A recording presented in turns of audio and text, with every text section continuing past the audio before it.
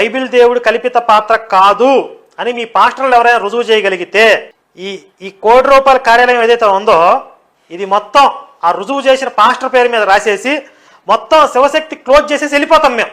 ఈ ₹1,00,00,000 కార్యాలయం ఏదైతే ఉందో ఇది మొత్తం ఆ రుజువు చేసిన పాస్టర్ పేరు మీద రాసేసి మొత్తం శివశక్తి క్లోజ్ చేసేసి వెళ్ళిపోతాం మేము.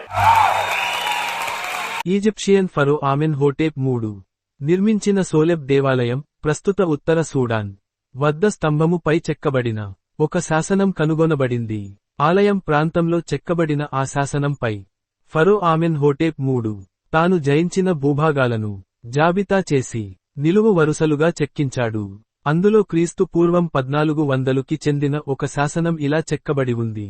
ఇజ్రాయిల్ దేశంపై అతడు సాధించిన విజయం గురించి చెక్కించాడు.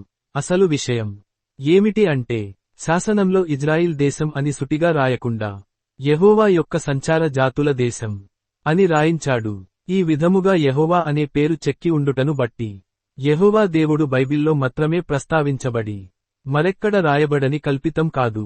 యెహోవా చారిత్రక దేవుడు అనుటకు బలమైన ఆధారం ఈజిప్షియన్ భాషలో ఉన్న ఈ శాసనం.